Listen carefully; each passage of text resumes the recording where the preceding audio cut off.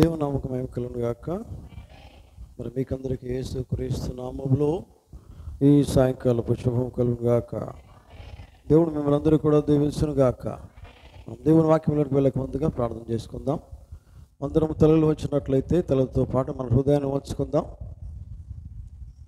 హల్లెలూయా, హల్లెలూయా, స్తోత్రము స్తోత్రము, వందనాలు వందనాలు నాయన, స్తోత్రాలు స్తోత్రాలు. మమ్మల్ని మిక్కిలిగా ప్రేమిస్తున్న మా ప్రియమైన యేసయ్య, అయ్యా మీ ఘనమైన పరిశుద్ధమైన శ్రేష్టమైన బలమైన నామమును బట్టి మీకు స్తోత్రాలు తండ్రి. ప్రభు ఇంతవరకు ప్రభా మీ నామం మేము మహిమపరిచుండగా మీ కాపుదల ఉంచినందుకు స్తోత్రాలు. ప్రాముఖ్యంగా ప్రభా తన యొక్క వాక్యమును ప్రభు మేము సమీపిస్తూ ఉండగా తండ్రి, మరి మా హృదయములు మా చెవులు ప్రతిదీ మీ వైపు తిప్పండి నాయన. మా కన్నులు మీ వైపు తిప్పండి, సమస్తం మీ వైపు తిప్పండి తండ్రి. మమ్మల్ని మేము మీకే సమర్పించుకుంటూ యేసు క్రీస్తు నామములో అడుగుతున్నాం. ఆమేన్. పరిశుద్ధ గ్రంథములో నుండి మనము ద్వితీయోపదేశ కాండము 8వ అధ్యాయము, పరిశుద్ధ గ్రంథములో నుండి మనం దేవుని వాక్యం చదువుకుందాం. ద్వితీయోపదేశ కాండము 8వ అధ్యాయము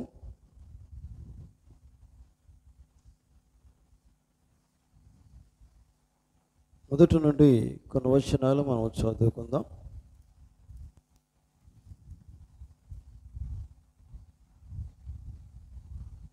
మీరు బ్రతికి అభివృద్ధి పొంది యెహోవా మీ పితరులతో ప్రమాణము చేసిన దేశమునకు పోయి దాన్ని స్వాధీనపరుచుకున్నట్లు నేడు నేను మీకు ఆజ్ఞాపించు ఆజ్ఞలన్నిటినీ అనుసరించి నడుచుకునవలెను. మరియు నీవు ఆయన ఆజ్ఞలను గైకొందువో లేదో నిన్ను శోధించి నీ హృదయంలో ఉన్నది తెలుసుకొనుటకు నిన్ను అనుసు నిమిత్తము అరణ్యములో ఈ 40 సంవత్సరములు నీ దేవుడిని యెహోవా నిన్ను నడిపించిన మార్గమంతటి జ్ఞాపకం చేసుకొనుము. ఆహారం వలనే కాక యెహోవా సెలవిచ్చిన ప్రతి మాట వలన నరులు బతుకుదురని నీకు తెలియజేయుటకు ఆయన నిన్ను అణచి నీకు ఆకలి కలుగజేసి నీవే కానీ నీ పితరులే కానీ ఎన్నడెరుగని మన్నతో నిన్ను పోషించెను. దేవుడితో మాటలు దీవించును గాక. ప్రార్థన చేసుకుందాం. పరిశుద్ధమైనటువంటి మా తండ్రి దయగల యేసయ్య, మీకు వందనాలు స్తోత్రాలు ప్రభా. మరి చదువుబడిన వాక్య భాగాన్ని దీవించండి నాయన. ఎందుకంటే ప్రభా వాక్యము మీరు నాయన, మాట్లాడదు మీరు ప్రభా. వాక్యంలో ప్రతి సత్యము కూడా బయలుపరచువారు మీరు. తను మీకు స్తోత్రాలు చెల్లిస్తున్నాం ప్రభా. మరి అల్పుడును బలహీను ప్రభా, ఏ మాత్రం జ్ఞానం లేని వాడు నన్ను మీకు సిలువ సాటును మరుగు చేయండి ప్రభా. మరి నా జ్ఞానం ఎందుకు పనికిరాదు నాయన, మీకు పరిశుద్ధాత్మ చేతిని అభిషేకించండి. మీకు వాక్యం సెలవిస్తున్నది మాట్లాడని మీరు కాదు కానీ పరిశుద్ధాత్ముడే అని నిశ్చయంగా ప్రభు మేము నమ్ముతున్నాం. మీరే పరిశుద్ధాత్మ ద్వారా మాట్లాడి మా జీవితాలను బలపరచండి నాయన. ఈ దినాల్లో ప్రభా మేము ఎలా జీవించాలో మీరు మాతో మాట్లాడండి. నన్ను మీకు స్తోత్రాలు, నన్ను మీకు సిలువసారి మరుగు చేయండి, నన్ను మీ స్వాధీనం ఉంచుకునండి ప్రభా. మీరు మాత్రమే వాక్యం ద్వారా మాట్లాడి మహిమ ఘనత ప్రభావాలు పొందవలసిందే ఈ ప్రార్థన మన ప్రభువును రక్షకుడైన ప్రభు అయిన యేసుక్రీస్తు పరిశుద్ధమైన నామములో అడుగుతూ ఉన్నాం. ఆమేన్. కూర్చుందాం.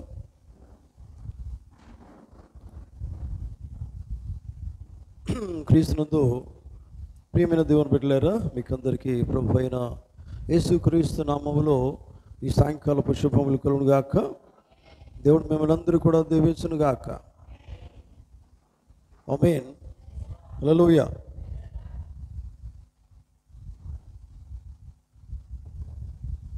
జాగ్రత్తగా మీరు దేవుని వాక్యం వినాలని నేను కోరుతున్నాను. ఇక్కడ వేసుకోండి చైర్స్, ఇటువైపు వేసుకోండి. ఈ పిల్లర్ ఇటువైపు వేసుకోండి.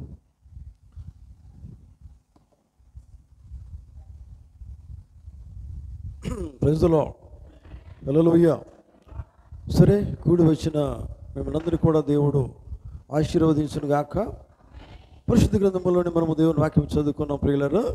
పరిశుద్ధ గ్రంథంలో నుండి ద్వితీయోపదేశ కాండము 8వ అధ్యాయము మొదటి నుండి కొన్ని వచనాలను మనం చదువుకున్నాం.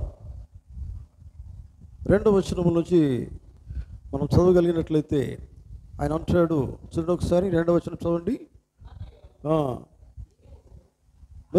మరియు నీవు ఆయన ఆజ్ఞలను గైకొందువో లేదో నిన్ను శోధించి నీ హృదయంలో ఉన్నది తెలుసుకున్నట్టుకు నిన్ను అనుసు నిమిత్తము అరణ్యములో ఈ 40 సంవత్సరములు నీ దేవుడిని యెహోవా నిన్ను నడిపించిన మార్గమంతటిని జ్ఞాపకము చేసుకొనము. దేవుని స్తోత్రం కలుగును గాక. హల్లెలూయా. దేవుని బిడ్డలారా, ఈ సమయంలో నేను మీతో మాట్లాడే టాపిక్ ఏంటంటే శోధనలు దేవుని పిల్లలకు మేలు చేయునా. ఆమేన్. హల్లెలూయా. శోధనలు దేవుని పిల్లలకు మేలు చేయునా. దేవుని పిల్లలకు శోధన రావటం ఏంటి? చాలా డిఫరెంట్గా ఉంది ఇది. అంతేనా? అర్థమైందా? అయ్యా మేము రోజు దేవుని స్తుతిస్తున్నాం, మాకు శోధన ఎందుకు మీరు అనుకోవచ్చు. నిజమేనా? హల్లెలూయా. అసలు శోధనలు ఎవరికి రా? శోధన అంటే ఏంటిది? శోధన అంటే ఏంటిది? శోధన, శ్రమ, శోధన. ప్రజలో అర్థమవుతుందా? అంటే శోధన వచ్చినప్పుడు మనం ఏం చేయాలి? శోధన వచ్చినప్పుడు పారిపోవాలి. అంతేనా? దేవుని వాక్యం ఏమి సెలవిస్తున్నది? శోధన నీ జీవితంలో నీకు శోధన వచ్చినప్పుడు నువ్వు దాన్ని ఏం చేయాలి? శోధనను అనుభవించాలా. అంటే శోధన వచ్చినప్పుడు నువ్వు పారిపోవద్దు. నిజమేనా? హల్లెలూయా. శోధన అంటే శ్రమ. మరి ఇది ఎవరికి వస్తుందంట? చూడండి ఇక్కడ, ఇది ఎవరికి వస్తుందంటే ప్రియులారా, మరి దేవుని పిల్లలకే శోధనలు వస్తే అది మేలు చేస్తుందా, మరి కీడు చేస్తుందా? రోగాలు వస్తే నీకు మేలా కీడా? మంచి భక్తుని, మంచి భక్తురాలు, నీకు రోగం వస్తుంది, ఇంట్లో బాగాలేదు, పరిస్థితులు బాగాలేవు, అది కీడా మేలా? మేలేనా? నమ్ముతారా? నమ్మచ్చా? హల్లెలూయా. దేవుని స్తోత్రం. ప్రజలు, లోకం ఏమంటారు? వీరు దేవుని పిల్లలండి, వీరు దేవుని సన్నిధికి వెళ్తారు, కానీ ఎక్కడ చూసినా ఎప్పుడు కూడా వీరు బాగుండరు, ఏదో రోగం వీళ్ళకి వచ్చేస్తుంది అన్నటోళ్ళు కూడా ఉంటారు. వారి కుటుంబంలో కొన్ని ప్రాబ్లమ్స్ ఉంటాయండి అని ఎన్నో మాటలు అంటారు. కానీ అప్పుడు మీరేం చెప్తారు? ఏం చెప్పాలా? ఏ శోధనలు వచ్చినా పర్వాలేదండి, ఇది శోధన రావచ్చు, కానీ మా దేవుని మేము విడిచిపెట్టము, మేము నమ్ముకున్న దేవుని విడిచిపెట్టము. ఎందుకంటే శోధనలు అందరికీ రావు. ఎవడైనా క్రైస్తవుడైనందుకు అతడు ఎలా ఉండాలంటే సంతోషాన్ని అనుభవించవలనని బైబిల్లో లేదు. ఏముందండి? ఏముంది? బాధలు అనుభవించవలను, శ్రమలు అనుభవించాలి. ఎవడైనా క్రైస్తవుడు అయినందుకు ఏం అనుభవించాలి? రోజు సంతోషపడాలి అని లేదండి, బైబిల్లో లేదు. కేవలం బాధలు అనుభవించాలి, శ్రమలు అనుభవించాలి, శోధన అనుభవించాలి, శోధన జయించాలి. ఎవరు? క్రైస్తవుడే. అసలు నిజంగా నడిస్తేనే కష్టాలు వస్తాయి. సరైన మార్గంలో ఎప్పుడైతే నువ్వు నడుస్తావో అప్పుడు నీ శోధన నిన్ను వెంటాడుతుంది. నిజమేనా? ప్రభువైన యేసుక్రీస్తు వారు ఆయన ఎక్కడికి వెళ్ళినారు? ఉపవాస దినంలో ఎక్కడ పోయినాడు? ఆయన అరణ్యం పోయినాడు. నిజమేనా? పోయినప్పుడు మరి యేసుక్రీస్తు అంటే ఆయన దేవుడు కదా, మరి దేవుని దగ్గరికే సాతానుగాడు వచ్చాడు. దేనికి? శోధిస్తూ ఉన్నాడు. నిజమేనా? అయ్యా మాకు శోధనలు వస్తున్నాయి, దేవుని నమ్ముకున్నందుకు, సత్యం నమ్ముకున్న శోధనలు వస్తున్నాయి. మరి యేసు ప్రభుకే శోధన వచ్చింది కదా. యేసు ప్రభు శోధిస్తున్నాడు వాడు, అపవాది. నువ్వు ఇలా ఉంటే, ఇది ఇస్తా, అది ఇస్తా, ఎన్నో రకాలుగా చెప్తాడు. కానీ శోధన అనేది ఇటువంటి సాతాను గారు తీసుకొచ్చినప్పుడు ఏం చేయాలి మనం? యేసు ప్రభు వారు ఏం చేస్తున్నారు? నిజమేనా? యేసు ప్రభు జయించాడా లేదా? ఏమి కలిగి జయించాడు? దేవుని వాక్యం కలిగి. ఆమేన్. ఏమి కలిగి జయించాడు? ఈలాగు రాయబడి ఉన్నదని ఎవరు చెప్పారు? అపవాది చెప్పలేదా? పరిశుద్ధ గ్రంథంలో లేఖనం ఈ రీతిగా ఉంది అని వాడు చెప్పినప్పుడు యేసు ప్రభు ఏమంటారు? ఈ విధంగా కూడా రాయబడి ఉన్నదని చెప్పాడు ఆయన. నిజమేనా? అందుకని నీకు వాక్యం తెలవాలి. నువ్వు శోధన వచ్చినప్పుడు నువ్వేం చేయాలి? వాక్యం నీ లోపల ఉండాలి. నీ లోపల ఉంటే వాడు ఏం చేయలేడండి, పారిపోతాడు. పారిపోయే రీతిగా దేవుని వాక్యమును కలిగి ఉండాలి. ఆమేన్, హల్లెలూయా. దేవుని బిడ్డలారా, శోధన రావద్దండి అని మనం అనుకుంటే తప్పది. శ్రమలు రావద్దు అని అనుకుంటే తప్పు. అసలు దేవుని బిడ్డలకే శ్రమలు రావాలి. నిజమేనా? బైబిల్లో మీరు గమనించినట్లయితే నిజమైన దేవుని బిడ్డలకే శోధనలు, వారికే కష్టాలు, వారికే వేదనలు. అదే లైన్లో మనం వెళ్తే ప్రియులారా, ఇంకా వారిని కష్టాలు మనం అనుభవించట్లేదు, మనం చాలా సుఖంగానే జీవిస్తున్నాం కదా. నిజమేనా కదా? అంత శోధన మనకు వస్తున్నదా అండి? రాలేదా? హాయిగా ఉన్నదా? హాయిగా ఉందంటే శోధన అనుభవించాలి. మరి ప్రైజ్ ది లార్డ్. నువ్వు నిజమైన క్రైస్తవుడే శోధన రావాలి, శోధన రావాలి, శ్రమ రావాలి. వచ్చినప్పుడు దాన్ని అనుభవించాలి. అనుభవిస్తేనే సాక్ష్యం వస్తుంది. అనుభవం లేని సాక్ష్యం గురించి వస్తుందండి? అనుభవం రావాలి. ప్రైజ్ ది లార్డ్, హల్లెలూయా. దేవుని బిడ్డలారా, చూడండి, ఇక్కడ ఇజ్రాయేల్ గురించి ఆయన మాట్లాడుతున్నారు. ఒకసారి మనం చదివినట్లయితే గమనించండి. ఆయన చెప్తుంది, 2వ వచనం ఏం చెప్తుంది? మరియు నీవు ఆయన ఆజ్ఞలను గైకొందువో లేదో నిన్ను శోధించి, వింటున్నారా? నువ్వు ఆయన ఆజ్ఞలు గైకొంటావా లేదో, అందుకే దేవుడు శోధిస్తున్నాడు. ఆమేన్. నువ్వు సరిగా జీవిస్తున్నావా లేదనేది అటు శోధన పెడుతున్నాడు. నిజమేనా? నిజమైన క్రైస్తవుడు మొట్టమొదటిగా అతను పరీక్షల నుండి రావాలి. పరీక్షలు ఎదుర్కొంటూ తన జీవితాన్ని సాగించాలి. పరీక్ష అంటే కష్టాలు రావాలా, ఓ టేస్ట్లను అనుభవించాలి కదా. నిజమేనా? అర్థమవుతుందా? హల్లెలూయా. దేవుని బిడ్డలారా, చూడండి, ఆయన అంటున్నాడు, నీవు ఆయన ఆజ్ఞలు గైకొంటావో లేదో నిన్ను శోధించి, నీ హృదయములో ఉన్నది తెలుసుకొనుటకు నిన్ను అనసు నిమిత్తము. నిన్నేం చేస్తున్నాడు ఆయన? ఏంటిదన్నా అర్థమైందా మీకు? నిన్ను అనసు, అణచివేయడం అంటే అర్థం ఏంటంటే ప్రియులారా, నువ్వు దేవుని నమ్ముకున్నావని సంతోషపడుతున్నావు. దేవుని నమ్ముకున్నామండి, హాయ్ చాలు, ఇట్లా సంతోషపడతావు. మరి వాక్యప్రకారం జీవించిన వాళ్ళు ఎవరు? నువ్వు నమ్మితే ఇంకోరు జీవిస్తారు. నీకోసం ఇంకోరు చేసి జీవించదే లేదు.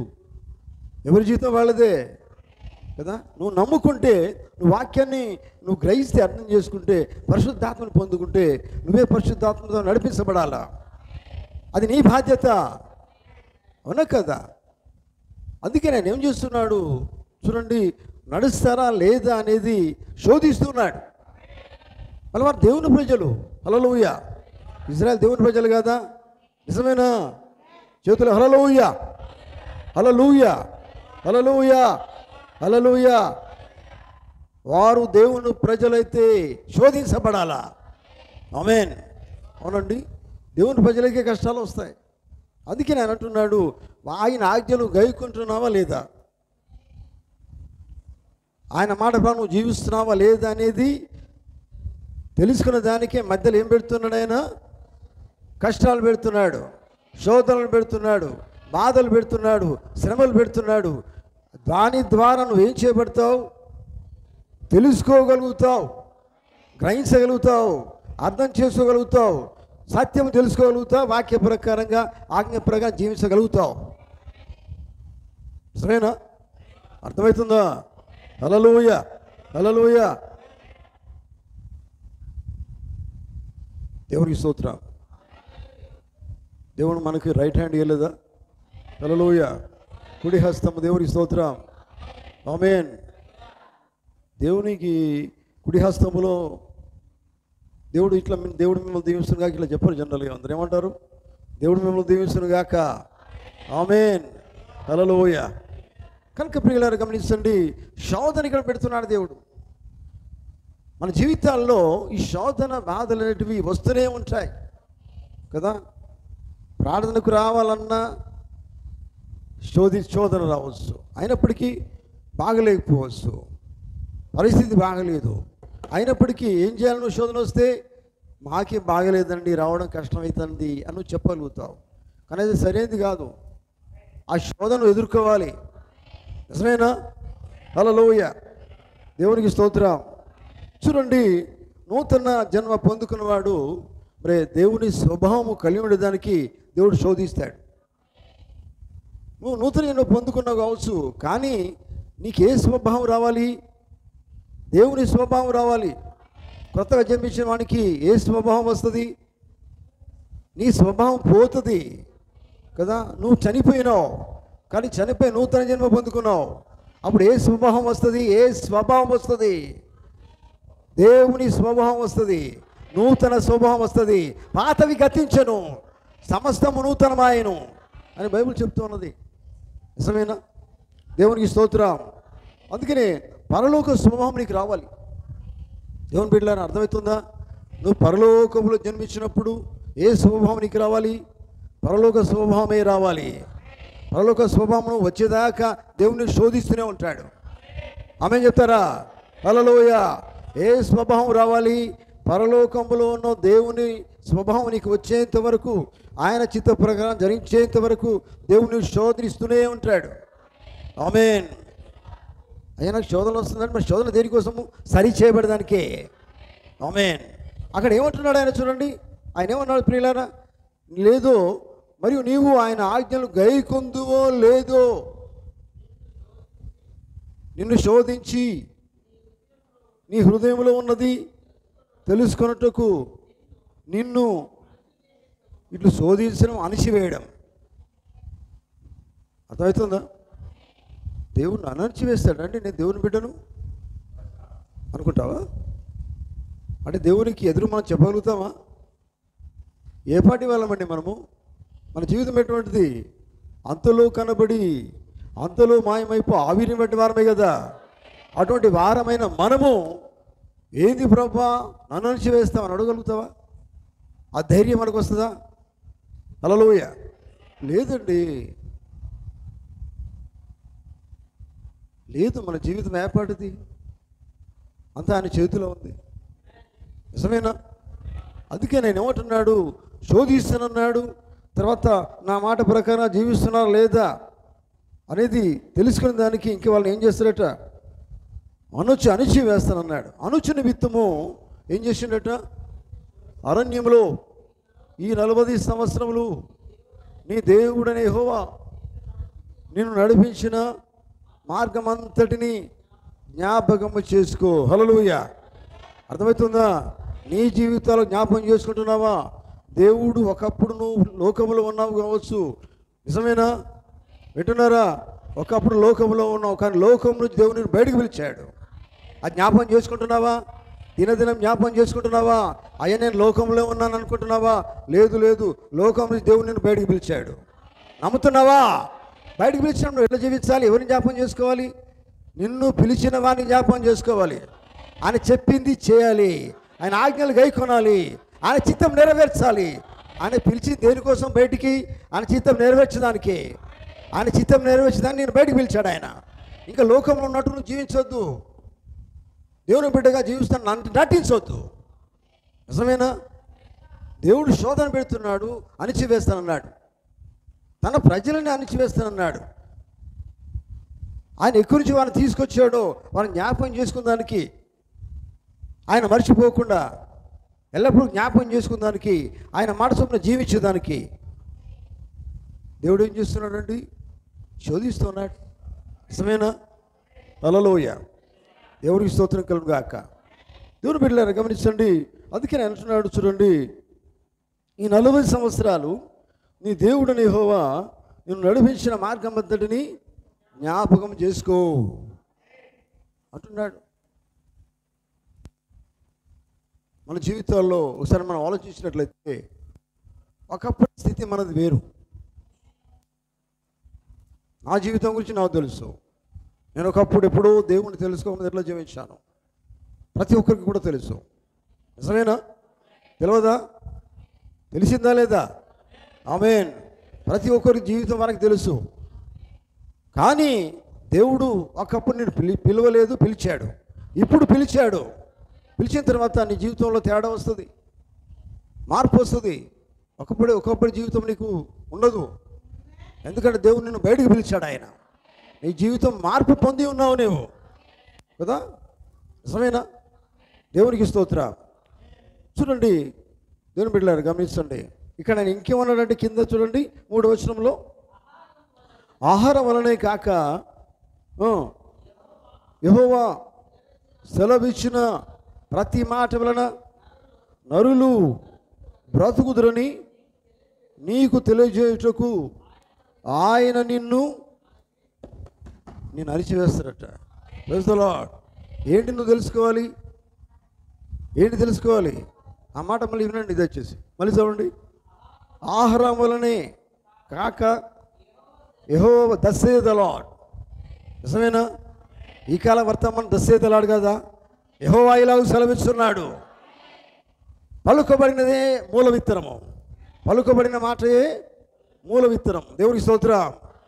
ఇక్కడ ఏమన్నాడు చూడండి, ఆహారం వలనే కాక యెహోవా సెలవిచ్చిన ప్రతి మాట వలన నరులు. అందుకని యేసుప్రభువు వారు అన్నారు, మనుష్యుడు రొట్టె వలన మాత్రమే కాదు కానీ దేవుని నోట నుండి వస్తు ప్రతి మాట వలన జీవించను. అదే మాట ఇక్కడ నేను మాట్లాడుతున్నాడు.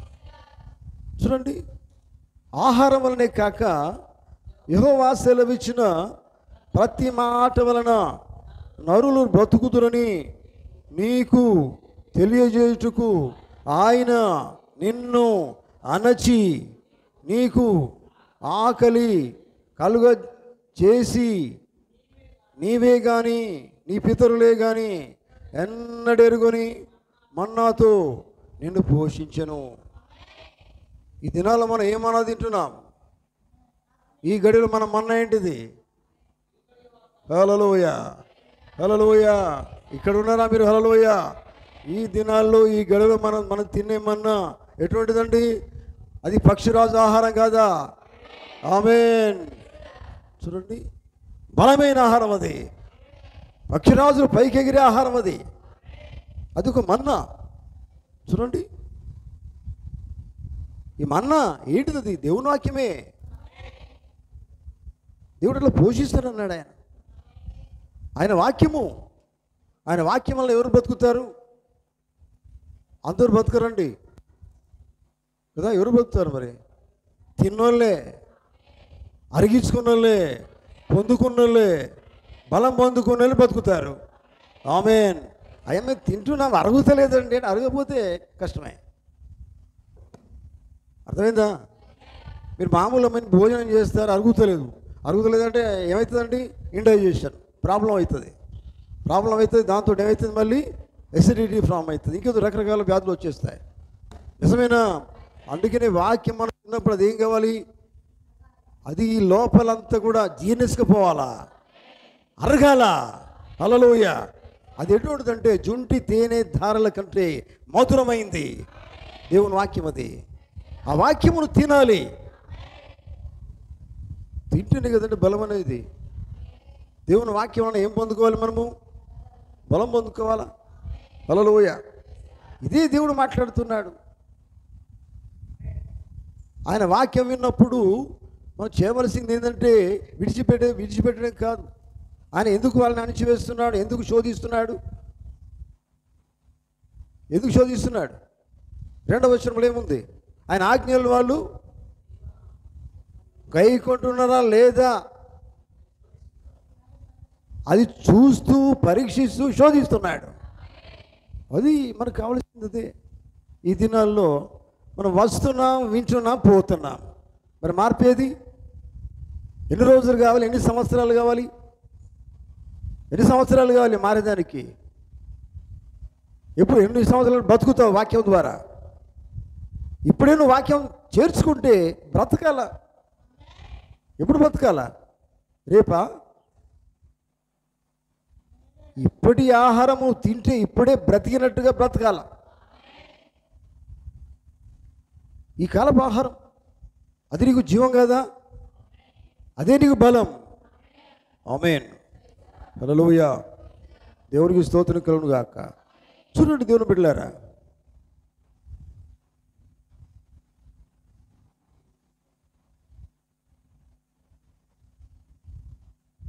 ఇజ్రాయేలు అరణ్యములో ప్రయాణములో శోధనలన్నీ వాళ్ళు ఎదుర్కొంటున్నారు. శోధనలు లేకుండా వారి ప్రయాణం లేదు. నిజమేనా? అవునండి. శోధన అనుభవించాలి. దేవుడు వారికి వాక్యం ఇచ్చాడు. వాక్యమును వారు చేర్చుకోకపోతే మరి నశించిపోయే వారు వాక్యపరంగా జీవించకపోతే వారు నశిస్తారు. ఆనాటి ప్రవక్త వర్తమానం వినకపోతే నశించిపోయేది వాళ్ళే. వర్తమానమే. హల్లెలూయా. వర్తమానం ఏం కాదు, వర్తమానం అలాగనే ఉంటుంది. కానీ చేర్చుకోకుండా జీవించకుండా నశించిపోయేటోళ్ళు జీవించకపోయిన వల్ల నశించిపోతారు. నిజమేనా? గ్రహిస్తున్నారా? హల్లెలూయా. దేవుని బిడ్డలారా గమనించండి.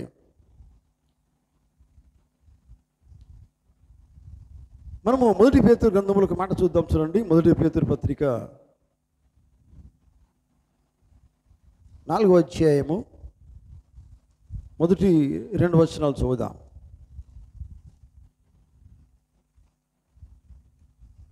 త్వరగా.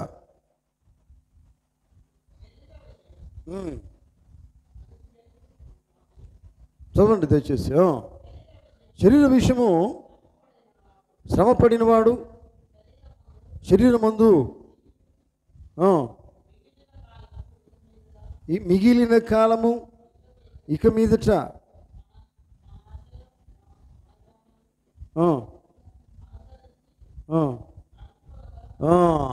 మిగిలిన కాలం. దేవుని స్తోత్రం. ఏమైందండి అక్కడ? అర్థమవుతుందా మీకు? అర్థమవుతుందా? వాక్యం ఇప్పుడు వాక్యం తీయండి.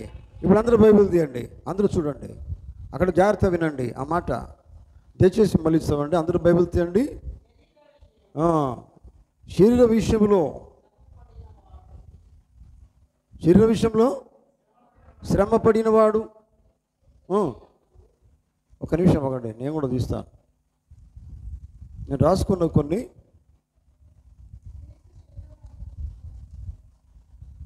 అప్పుడు చూడండి. క్రీస్తు శరీరమందు శ్రమపడిను కనుక మీరును అట్టి మనస్సును ఆయుధముగా ధరించుకోనండి. ఆమేన్. మన దేవుడు యేసుక్రీస్తు. నిజమేనా? ఎంతమంది ఆమేన్ చెప్తారు? ఎంతమంది చేతులు ఎత్తారు? హల్లెలూయా. మరి యేసుక్రీస్తు ఇక్కడ వాక్యం మాట్లాడుతున్నాడు. ఏమన్నాడు ఆయన? క్రీస్తు శరీరమందు సంతోషపడాను అని ఇక్కడ లేదండి. నిజమేనా? అంటున్నారా? క్రీస్తు శరీరమందు శ్రమపడను కనుక మీరును అట్టి మనస్సును ఆయుధంగా ధరించుకోండి. ఆమేన్. ఎవరి మనసు ధరించుకోవాలి? క్రీస్తు మనసు ధరించుకోనండి. ఆయుధంగా ధరించుకోండి. ఆయన శ్రమ పడితే నువ్వు ఆయన బిడ్డవైతే, ఆయన కుమారునివైతే, కుమార్తెవైతే నీవు కూడా శ్రమ పడాలి. ఇదే ఆయన శ్రమ పడ్డాడు. అది మాదిరి కాదా? బైబిల్ అదే చెప్తున్న. చదవండి ఇంకా. శరీర విషయంలో శ్రమ పడినవాడు శరీరమందు జీవించు మిగిలిన కాలము ఇక మీదట మనుష్య ఆశలను. ఇక ముందు కాలం మనుష్య ఆశలను అనుసరించి జీవించాడు. కానీ ఇక మీదట మనుష్య ఆశలను విసర్జించి, నిజమేనా, అనుసరించి నడుచుకొనక. హల్లెలూయా. క్రీస్తు యేసుని ఎప్పుడు ధరించుకుంటావో, ధరించుకున్నప్పుడు ఏమవుతుందంటే ఇక మీదట మనుష్య ఆశలు అనుసరించవిగా. అర్థం చేసుకున్నారా? మనుష్య ఆశలు అనుసరించవు. మరి ఎవరి గురించి ఆలోచిస్తావు? ఎవరిని ధరించుకున్నావో వారి గురించి ఆలోచిస్తావు. క్రీస్తుని ధరించుకో, క్రీస్తు గురించి ఆలోచిస్తావు. ఆయన ఆయుధాన్ని ధరించుకున్నావు అని బైబిల్ చెప్తున్నది. తర్వాత చూడండి. ఇక మీదట అంటే ఎప్పుడైతే క్రీస్తు యేసును ధరించుకున్నావో అప్పటి నుండి ఇక మీదట మనుష్య ఆశలు అనుసరించి నడుచుకొనక దేవుని ఇష్టానుసారంగానే నడుచుకున్నట్లు పాపముతో జోలి ఇక ఏమీ లేక ఉండును. అసలు పాపతో జోలే రాదు నీకు. అర్థమైందండి? జోలి అంటే జోలి అసలు ఆలోచనే రాదు నీకు. ఆ జోలే లేదు, ఆ పొత్తే లేదు. దేవుని స్తోత్రం. ఇక మీదట ఎప్పుడంటే నువ్వు ఇంతకుముందు మనుషాచులు అనుసరించి నడుచుకున్నావు, కానీ క్రీస్తును ధరించుకున్నావు, ఆయుధాన్ని ధరించుకున్నావు. అప్పుడు నువ్వు ఏమవుతుంది? మనిషి ఆశలను అనుసరించక అని బైబిల్ చెప్తున్నదా లేదా? వాక్యం సెలవిస్తున్నదా లేదా? అవునండి. ఇక మీద నువ్వు ఏం చేస్తావంటే ఏం చేస్తావు చూడండి. దేవుని ఇష్టానుసారంగానే నడుచుకొనున్నట్లు పాపముతో జోలికి ఏమాత్రం కూడా ఉండదండి. దేవుని స్తోత్రం కలుగును గాక. దేవుని స్తోత్రం కలుగును గాక. కనుక దేవుని బిడ్డలారా చూడండి, శ్రమపడాను అని విన్నామా? యేసు క్రీస్తు శ్రమపడాను. దేవుని స్తోత్రం. శ్రమపడాను. హల్లెలూయ. చూడండి, శరీరం అందు శ్రమపడాను. హల్లెలూయ. అవును దేవుని బిడ్డలారా గమనించండి. మనము అదే లైన్లో ఉన్నాం.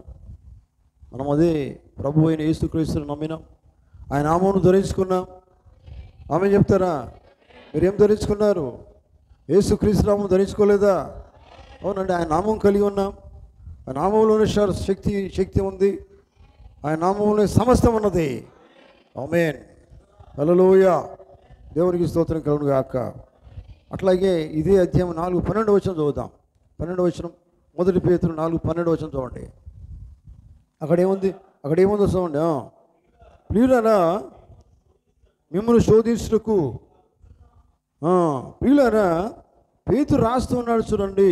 ఏమంటున్నాడు? ప్రియులారా మిమ్మల్ని శోధించుటకు మీకు కలుగుతున్న అగ్ని వంటి మహాశ్రమలను గూర్చి మీకేదో ఒక వింత సంభవించినట్లు ఆశ్చర్యపడకండి. అర్థమైందా అండి? హల్లెలూయా. ఏందట? నేను మళ్ళీ మీతో మాట్లాడతాను. చూడండి, ఆయన అంటున్నాడు, ప్రియులారా మిమ్మల్ని శోధించుటకు, మీకు శోధన వస్తున్నది, శోధించుటకు మీరు అనుకుంటున్నారు. అగ్ని వంటి మహాశ్రమను మీరు అనుకుంటున్నారు. అగ్ని వంటి మహాశ్రమను గురించి మీకేదో ఒక వింత సంభవిస్తున్నదని మీరు అనుకుంటున్నారు. నిజమేనా? సంభవిస్తున్నట్లు ఆశ్చర్యపడకండి. ఏదో మాకు భయంకరమైన శ్రమ వచ్చిందండి, అగ్ని వంటి శ్రమ వచ్చిందని మీరు అనుకుంటూ ఉన్నారు. కానీ ఆశ్చర్యపడద్దని చెప్తున్నాడు ఆయన. తర్వాత వచనం ఏంది? క్రీస్తు మహిమ బయలుపరచబడినప్పుడు మీరు మహానందముతో, ఎందుకు ఈ శోధనలు శ్రమలు అనుభవించాలంటే ఆయన ఏం చెప్తున్నాడు? క్రీస్తు మహిమ బయలుపరచబడినప్పుడు. ఆమె చెప్తారా? వింటున్నారా? క్రీస్తు మహిమ బయలుపరచబడినప్పుడు మామూలు ఆనందం కాదు. ఏంటిది? మహానందంతో. మహానందం. అబ్బాయి ఎంతో గొప్ప మాట అండి. దేవుడి స్తోత్రం. ఈ లోకములో ఆనందం కంటే మహా గొప్ప ఆనందం అది. ఈ మహా గొప్ప ఆనందం ఎక్కడ ఉంటుంది? యేసుక్రీస్తు ఉంటుంది, దేవునిలో ఉంటుంది. దేవుని పొందుకున్నాడు మహానందం పొందుతాడు. ఆనందానికి ఎలా పొందుకున్నాడో ఇలా అని చెప్పలేడు, కానీ పొందుకుంటాడు. ఆమేన్. గమనించండి. చదవండి. చూడండి, మహా ఆనందంతో సంతోషించు నిమిత్తము క్రీస్తు శ్రమలలో మీరు పాలివారై ఉన్నంతగా సంతోషించండి. ఎక్కడ ఉండాలన్నట? మీరు క్రీస్తు శ్రమలలో పాలివారుగా మీరు ఉన్నంతగా సంతోషించండి. ఆమేన్. క్రీస్తు శ్రమ అంటే ఏం శ్రమ అండి? ఆయన శిలువ పైన మరణించాడు. నీ కోసం, నా కోసము, మనందరి కోసం మరణించాడు ఆయన. నేను మరణించమన్నాడా? శిలువ పైన మరణిస్తావా? కానీ నీకోసం ఆయన మరణించినాడంటే, ఆయనలో మనం ఉంటే మనం కూడా ఆయనతో పాటు మరణించాం. ఆయన లేచినప్పుడు మనం కూడా ఆయనతో పాటుగా లేపబడి ఉన్నాం. హల్లెలూయా. ఎందుకంటే మనం ఆయనలో భాగమై ఉన్నాం. కనుక ఆయన శ్రమలలో మనం ఏం కావాలంటే ఏం కావాలి? ఆయన శ్రమలలో మీరు పాలివారై ఉన్నంతగా సంతోషించండి. అంటే అర్థం ఏంటంటే, అయ్యా మాకు ఏ శ్రమలొద్దు, యేసు ప్రభువారు మా దేవుడు ఏ శ్రమలైతే పడ్డాడో, ఆయన ఎంత శ్రమ అనుభవించాడు, అందులో మేము కూడా పాలిభాగస్తులుగానే ఉంటాం. శ్రమలు లేకుండా మేము ఉండము, ఎందుకంటే ఆయనలో మేము భాగమై ఉన్నాం, ఆయనలో మేము పాలివారమై ఉన్నాం. ఆయన పాలివారి ఉన్న వాళ్ళు ఏం చేస్తారు? వాళ్ళు కూడా బాధ అనుభవిస్తారు, వారు కూడా శోధనలు అనుభవిస్తారు. అర్థమవుతుందా? అందుకనే దేవుని బిడ్డలారా, దేవుని పిల్లలకు శోధన అనేది మరి ఏం తీసుకొస్తుంది? కీడుగా తీసుకొచ్చేది మేలే. ఇన్ని శ్రమలు వస్తాయంటే మేలు ఎక్కడ? మీరు అనుకో, ఆ సంతోషం వేరు, అది మేలే. బైబిల్ ఏం చెప్తున్నది? సమస్తము సమకూడి మన మేలుకే జరుగుతున్నవి అని దేవుని వాక్యం సెలవిస్తుందా లేదా? అవునండి. అది ఏది ఏమైనా కానీ, అది కష్టమైన, బాధైనా, ఇరుకులైన, ఇబ్బందులైనా కానీ, అది దేనికోసం అంట? మన మేలు కోసమే. దేవుడు ఏది చేసినా మన మంచిగా చేస్తాడు ఆయన అని నమ్మకం మనం పెట్టాలా దేవుని యందు. నమ్మకం, అయ్యా మాకు కష్టాలు వస్తున్నాయి, అది కూడా మంచిగా అనుకోవాలా, బాధలు వస్తే మంచిగా అనుకోవాలా, హల్లెలూయా, రోగాలు వచ్చిన మంచి కోసం అనుకోవాలా. ఎందుకంటే బాగు చేసేటోడు ఆయన, ఏది లేకపోతే ఇచ్చేటోడు ఆయన. అయ్యా ఏది లేదని నువ్వు అడిగినప్పుడు తప్పకుండా ఆయన ఇస్తాడు, అది నువ్వు నమ్మినట్లయితే ఇస్తాడు ఆయన. ఆమేన్. కలుగుతుందండి, సమస్తము సమకూడి మన మేలుకో జరుగుతున్నాయి. కొన్నిసార్లు మనం అనుకుంటాం మాకు ఇది జరగట్లేదు, అది జరగట్లేదని, అది కూడా సమకూడి జరుగుతున్నట్టే అర్థం చేసుకోవాలా. హల్లెలూయా, దేవునికి స్తోత్రం కలుగును గాక. ఇదే 1 పేతురు 1వ అధ్యాయము 7వ వచనం ఒకసారి చదువుదాం. 1 పేతురు 1వ అధ్యాయం 7వ వచనం.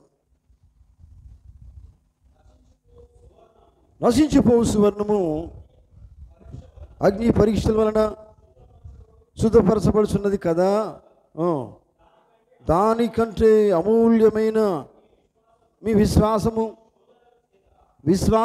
దేని చేత పరీక్షించబడుతుంది? నూరున్నవాందరూ చెప్పాలా? విశ్వాసం దేని చేత పరీక్షించబడుతుంది? దేని చేత పరీక్షించబడుతుంది? శోధనల చేత. హల్లెలూయా. అంటే శోధన లేకపోతే విశ్వాసం పరీక్షించబడదు అని బైబిల్ క్లియర్ చెప్తుంది. నిజమేనా? నీ విశ్వాసం ఉంది, దానికి పక్కకి ఏముండాలా? శోధన ఉండాలా. ఆ విశ్వాసాన్ని ఎవరు పరీక్షిస్తారు? శోధనల చేత పరీక్షించబడినదై. చూడండి, అయ్యా నేను దేవుని విశ్వాసం వస్తున్నాను కానీ నాకు శోధన రావద్దు కదా అంటే అది తప్పు. శోధన చేత అది ఏం చేయబడాలి? పరీక్షించబడాలి. నిజమేనా? చూడండి, అది విశ్వాసం. ఒక విశ్వాసికి శోధనలు వస్తాయి, బాధలు వస్తాయి, ఏడుపులు వస్తాయి, దుఃఖాలు వస్తాయి, ఏమొచ్చినా కానీ విశ్వాసమై స్థిరంగా ఉండాలి. అది శోధన ఎదుర్కొనే జీవితం. అది చూడండి, బాధలు రాగానే దూరమవుడు కాదు, బాధల కోసం దేవుని నమ్ముకోవడం కాదు. దేవుని మీరు ఎందుకు నమ్ముతున్నారు? అయ్యా మా బాధలన్నీ పోవాలా, అది సరైనది కాదు. దేవుని మీరు నమ్మేది దేనికోసము? దేనికోసం మీరు నమ్ముతున్నారు? మీ అందరూ కలిసి అయ్యా మా అంతా మంచి జరగాల, మాకు మంచి జరగాలి, ఇంట్లో మంచి జరగాలి, కుటుంబం బాగుపడాలి, అందుకోసం మీరు దేవుని నమ్ముతున్నారా? కాదు, అది సరైనది కాదు. దేవుని నమ్మే దేనికోసము? దేవుని రాజ్యం కోసమే, రక్షణ కోసము, నిత్య జీవం కోసము. అది మనకు కావాలా, అది మొట్టమొదటి స్థానం మనకు కావాలా. అవి సంగతి తర్వాత సంగతి, దేవుడు ఇంకా ఆయన ఇస్తాడు. అది మనం నమ్మినట్లయితే. నిజమేనా? మనం దేవుడు నమ్మే దేనికోసం? రక్షణ కోసము. మీరు మారు మనసు పొంది పాప క్షమాపణ నిమిత్తం బైబిల్ చెప్పట్లేదా?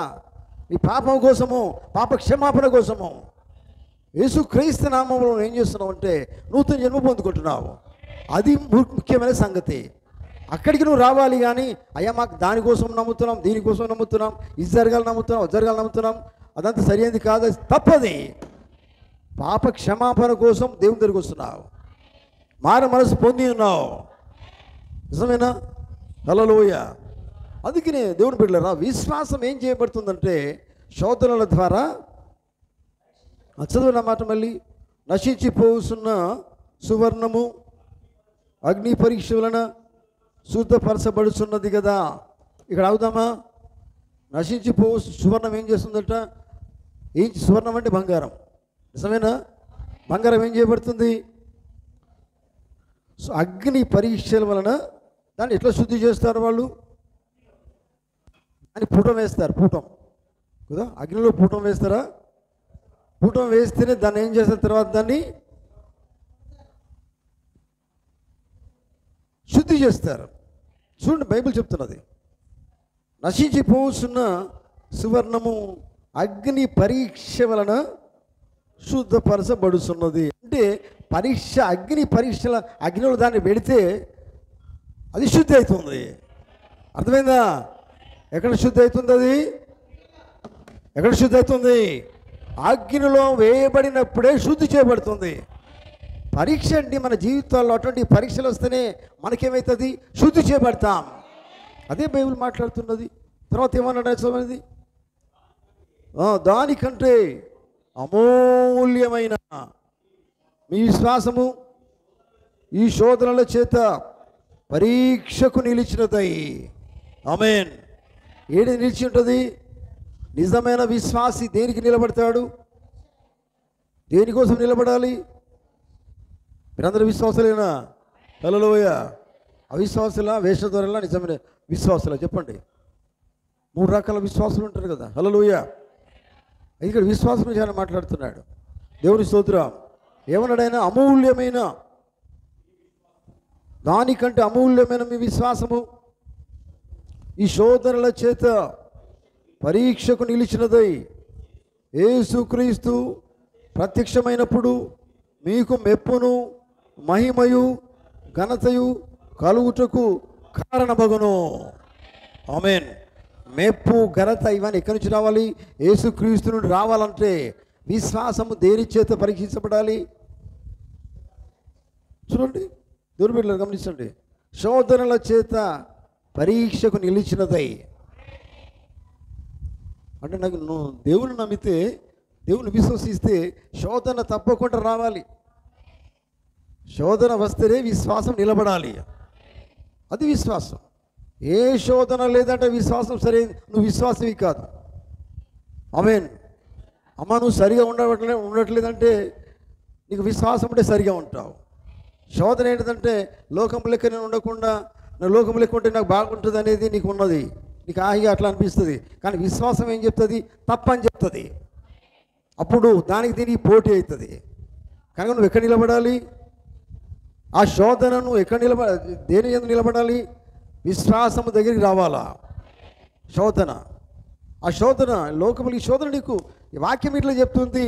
దేవుడు నీకు శోధిస్తున్నాడు, వాక్యం ప్రకారం జీవించమని చెప్తున్నాడు, లోకము లెక్క ఉండకని చెప్తున్నాడు ఆయన. నిజమేనా? ఇక్కడ శోధన కాదా? ఒక పరీక్షది. అది విశ్వాసవేద. నువ్వు ఎక్కడ ఉంటావు? కరెక్ట్గా వాక్యం దగ్గరికి వస్తావు. నిజమేనా? ఆమేన్. కనుక గమనించండి, అమూల్యమైన మీ విశ్వాసము ఈ శోధనల చేత పరీక్షకు నిలుస్తుందండి.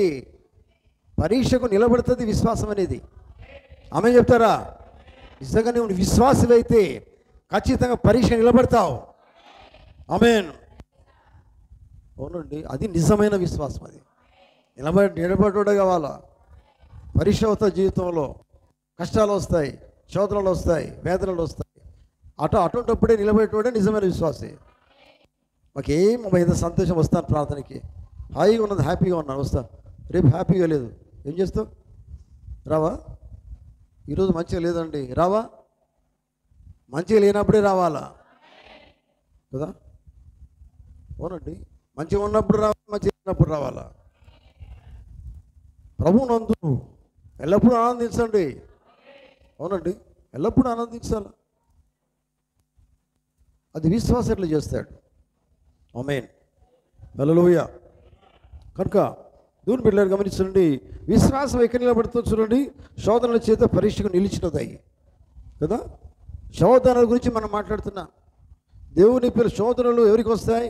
దేవుని పిల్లలకు మేలు చేస్తాయా? చేస్తలేవా? శోధన నేను ఎక్కడ తీసుకొస్తుంది? వాక్యము కరెక్ట్గా జీవించడానికి తీసుకొస్తుంది. అది మేలు కదా? హల్లెలూయా. నీకు శోధిస్తున్నాడు, పరీక్ష పెడుతున్నాడు, దేనికోసము? సరిగా ఉండడానికే. సరిగా ఉండేదే మేలు. అవునండి, నువ్వు సరిగా జీవించడమే మేలు, మంచిది దేవునికి. ఆమేన్. హల్లెలూయా. చూడండి, 1 కొరింథీయులకు రాసిన పత్రిక 1వ అధ్యాయము 6వ వచనం చదువుదాం త్వరగా. 1 కొరింథీయులకు రాసిన పత్రిక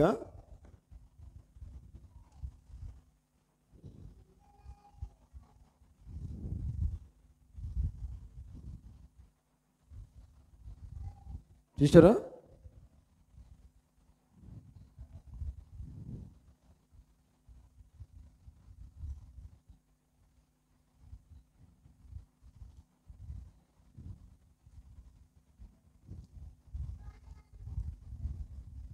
కదండి, 1 పేతురు పత్రిక, క్షమించండి, 1 పేతురు పత్రిక 1వ అధ్యాయం 6వ వచనం. ఇంత మనం చదువుకున్నది 7వ వచనం. దానికి సంబంధించిన వాక్యమే అది. చదవండి.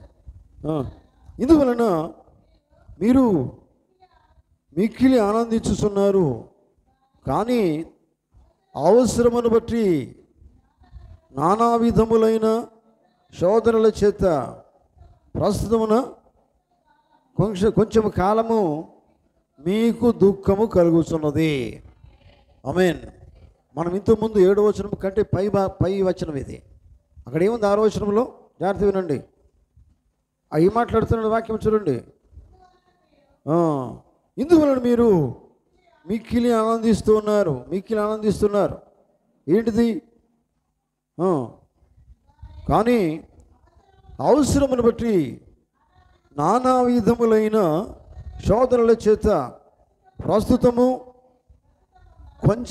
కొంచెమే వింటున్నారా? ఇది చూడండి, ఎంతకాలం అట? కొంచెము కాలమే అని చెప్తున్నది వాక్యం కదా. ఆమేన్. హల్లెలూయా.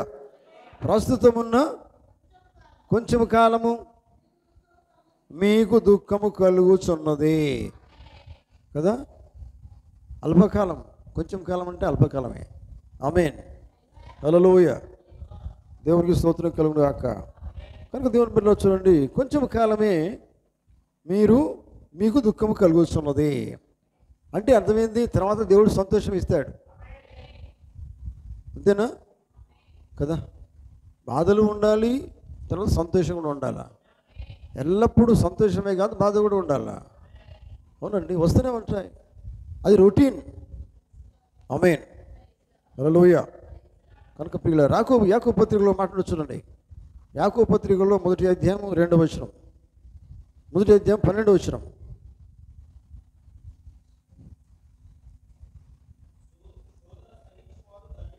ఇక్కడ చూడండి, మనం శోధన గురించి మాట్లాడుకుంటున్నాం ప్రియులారా.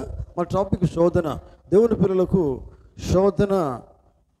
శోధనలు మేలు చేస్తాయా?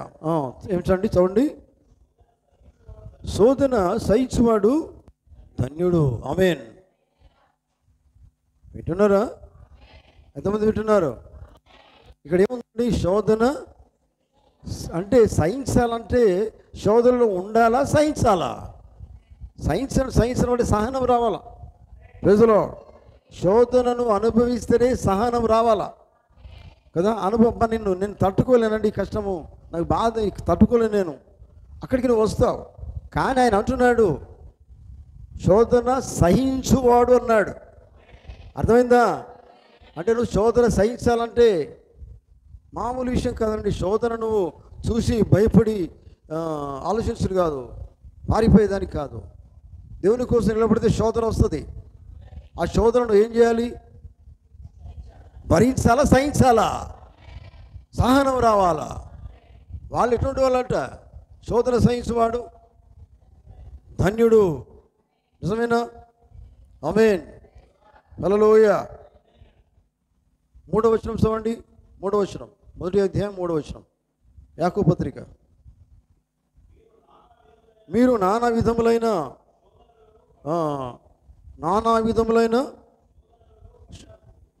శోధనలను కరెక్ట్ ముంచుతామండి. మీరు నానా విధములైన శోధనలు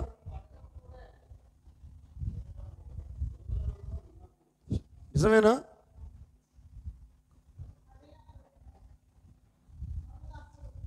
సరే,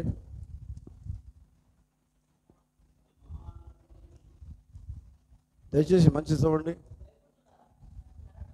సరే నేను చదువుతాను. ఎంతండి? సహోదరులరా, మీ విశ్వాసమునకు కలుగు పరీక్ష ఓర్పును పుట్టించునని ఎరిగి మీరు నానా విధములైన శోధనలో పడినప్పుడు అది మహానందమనించుకోనండి. నానా విధమైన శోధనలు, ఒక శోధనే కాదు కదా, నానా విధాలట. వింటున్నారా? ఒక శోధన అంటే ఒకటే కాదు, నానా విధాలంటే ఎన్నో వస్తాయండి. కానీ కదా, ఆరోగ్యం బాగలేకపోవడం, ఇంట్లో బాగలేకపోవడం, ఎన్నో రకరకాలుగా ఉండొచ్చు కదా. అన్ని విషయాలు, అన్ని విధాలుగా శోధన రావచ్చు. కానీ నువ్వు నమ్ముకున్నావు, దేవుని నమ్ముకున్నావు, సత్యము నమ్మినావు, ఈ కాలపు వర్తమానం నమ్మావు. హల్లెలూయా. మరి నానా రకాలుగా శోధనలు నీకు వస్తాయి. వచ్చినప్పుడు అది నువ్వు ఏమనుకోవాలట? మహా ఆనందమని ఎంచుకుంటా వాక్యంతో నడవాలా. ఆమేన్. అదే అర్థం వదండి.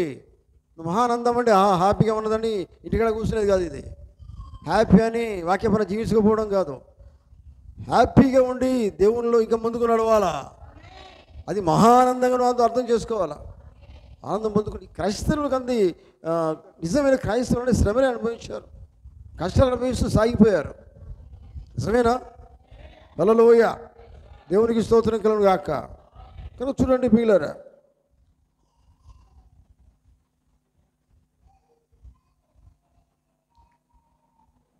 మొదటి కొరింథీయులకు రాసిన పత్రిక 10వ అధ్యాయం 13వ వచనం చదువుదాం.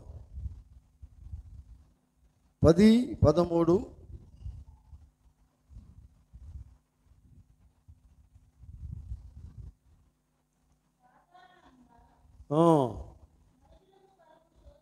సాధారణంగా మనుషులకు కలుగు శోధన తప్ప మరి ఏది మీకు సంభవింపలేదు. ఆమేన్. ఈ శోధనలన్నీ జనరల్గా, సాధారణంగా కదా అయ్యా అందరికీ వస్తున్నాయి, క్రైస్తవులకు వస్తున్నాయి. ఆమేన్. జనరల్గా మేము దేవుని నమ్ముకోవడం మాకు రావద్దంటే మనకే ఎక్కువ రావాలి ఇంకా. ఆమేన్. నిజమేనా? సాధారణంగా మనుషులకు కలుగు శోధన తప్ప మరి ఏది కూడా మీకు సంభవింపలేదు. అయినప్పటికీ కూడా దేవుడు నమ్మదగినవాడు. ఆమేన్. దేవుడు నమ్మదగినవాడు. మీరు సహింపగలిగినంతకంటే ఎక్కువగా ఆయన మిమ్మును శోధింపబడనీయడు. ఎంతవరకు నువ్వు శోధన ఎదుర్కొంటావో అంతవరకు ఆయన చూస్తాడు. చూడండి, నువ్వు ఎదుర్కోగలుగుతావో ఎదుర్కొనే దాకా ఆయన శోధిస్తూనే ఉంటాడు. ఇక దాని అర్థం నిజమేనా? శోధనను ఎదుర్కొనే దాకా చూస్తాడు. ఎప్పటిదాకా నువ్వు ఎదుర్కొనే దాకా చూస్తూనే ఉంటాడు ఆయన. అవునండి, ఎదుర్కొనే దాకా. ఎప్పుడు ఎదుర్కొంటావు అంటే ఆ శోధన ఎదుర్కొన్నప్పుడు వాక్యాన్ని నువ్వు తెలుసుకుంటావు. ఇక నీ తప్పుని తెలుసుకుంటావు. ఇది దేవుడు నా కోసమే శోధన పెట్టాడు, నేను సరిగా లేను కనుకనే అని అర్థం చేసుకోవాలా. ఆ సమయం దాన్ని నువ్వు వస్తావు, అప్పుడు దాన్ని గ్రహిస్తావు. హల్లెలూయా. దేవునికి స్తోత్రం కలుగును గాక. అందుకని అంటున్నాడు, దేవుడు నమ్మదగినవాడు. మీరు గలిగినంత కంటే ఎక్కువగా ఆయన మిమ్మను శోధింపనీయడు. అంతేకాదు సహింపగలుగుటకు ఆయన శోధనతో కూడా తప్పించుకున్న మార్గము కూడా కలుగచేయును. నిజమేనా? చూడండి, దేవుడు శోధిస్తున్నాడు, శోధన నుంచి నేను బయట తీసుకొస్తున్నాడు. ఎందుకంటే తెలుసా మీకు? శోధిస్తున్నాడు ఎందుకంటే, ఇప్పుడు ఉదాహరణకి చూడండి, బైబిల్లో అబ్రహాం ఉన్నాడు. అబ్రహాం దేవుడు శోధించాడు. నిజమేనా? లేక కుమారుని ఇచ్చాడు. వారు ప్రార్థన చేశారు, వారికి అవసరం ఏమిదో దేవుడు తీర్చాడు. తర్వాత ఏమన్నాడు? దేవుడు పరీక్ష పెట్టాడు, శోధించాడు. ఏమని? నీ కుమారుని నాకు బలిగా ఇవ్వమన్నాడు ఆయన. నిజమేనా? బలిగా ఏమంటే అదొక శోధనది, అదొక శ్రమ, అదొక బాధ. నిజమేనా? దానికి ఆయన ఏం చేసినాడు? సహించాడా లేదా? హల్లెలూయా. ఆ శోధన నిలబడ్డాడు, శోధన ఎదుర్కొన్నాడు. కానీ ఏం చేశాడు దేవుడు? చూడండి, శోధన ఏం చేశాడు? బైబిల్ మనం ఏం చదువుకున్నాం? దేవుడు నమ్మదగిన వాడు కనుక మీరు సహింపగలిగినంతకంటే ఎక్కువగా ఆయన మిమ్మల్ని శోధింపబడనీయడు. దేవుడు ఆ పరీక్ష పెట్టాడు. ఆ పరీక్షలో అబ్రహాము నెగ్గాడు. బలి ఇచ్చేదాన్ని తీసుకొచ్చాడు. బలి ఇచ్చే సిద్ధంగా ఉన్నాడు, ఇస్తున్నాడు. ఆగమన్నాడు ఆయన. నెగ్గినట్టే. ఆ పరీక్ష నెగ్గాడు ఆయన. ఆ పరీక్షలో సహించాడు, నిలబడ్డాడు, గెలిచాడు. అందుకనే దేవుడు అన్నాడు ఆగు. చూశాడు దేవుడు. చూడండి, పరీక్ష పెట్టింది ఆయనే, కుమారుని ఇచ్చింది ఆయనే, కుమారుని బలి తీసుకుంటానని చెప్పింది ఆయనే. నిజమేనా? అది పరీక్ష కదా. కుమారుని ఇచ్చాడు, మరి ఎందుకు బలి అడిగాడు? అది ఒక పరీక్ష, అది ఒక శోధన. శోధన సహించగలిగే స్థితికి మనం రావాలా. నిజమేనా? చూడండి, దేవుడు పెట్టలేరా. అందుకని అంటున్నాడు, మీరు సహింపగలిగే దానికంటే ఎక్కువగా ఆయన మిమ్మల్ని శోధింపబడనీయడు. సహించావు, ఓకే, సరిపోయింది. చూడండి, ఏమన్నాడు? బలి ఇచ్చాడు, ఇచ్చేదానికి సిద్ధంగా అయిపోయిందిగా. అప్పుడే దేవుడు అన్నాడు ఓకే, సరిపోయింది అన్నాడు ఆయన. నిజమేనా? హల్లెలూయా. చూడండి, గమనించండి దేవుని బిడ్డలారా. తప్పించుకునే మార్గం కూడా దేవుడు కలుగజేశాడు ఆయనకి. ఇచ్చాడు. మళ్ళీ ఎటువంటి కుమారుడు ఇచ్చాడో ఆ కుమారుని మళ్ళీ ఇచ్చేసినాడు ఆయన. హల్లెలూయా, దేవునికి స్తోత్రం. కనుక దేవుని బిడ్డలారా గమనించండి, శోధనలో నిలిచిన వారు ఎట్లా ఉండాలి? నిలిచి ఉండాలి శోధనలో. శోధన పారిపోవద్దు. వింటున్నారా? లూకా సువార్తలో మాట చూద్దాం. చూడండి, 2వ అధ్యాయము 28వ వచనం. లూకా సువార్త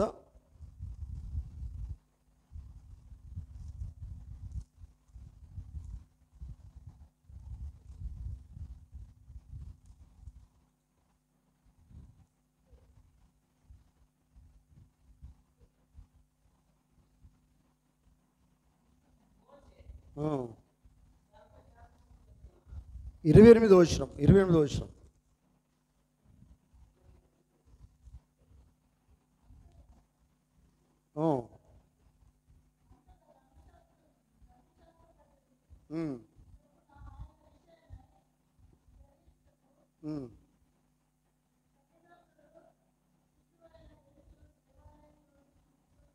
ఇక్కడ ఒక మాట ఉంటుందండి, దయచేసి మీరు దీన్ని చూడండి. మిగతా అధ్యాయంలో ఒక మాట ఉంటుంది. ఇదే అధ్యాయంలో ఆయన యేసుప్రభువు వారు ఒక విత్తనాల గురించి మాట్లాడతాడు. ఆయన విత్తనాల గురించి మాట్లాడుతూ చూడండి,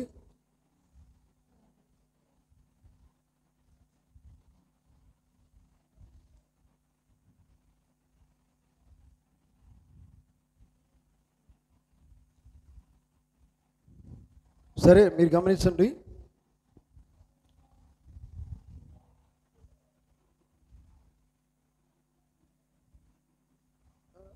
లూకా సువార్త 8వ అధ్యాయం ఒకసారి తీయండి.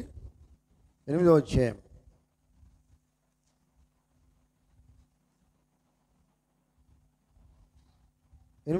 13వ వచనం చదువుదాం. 13వ వచనం తీయండి. రాతి నేల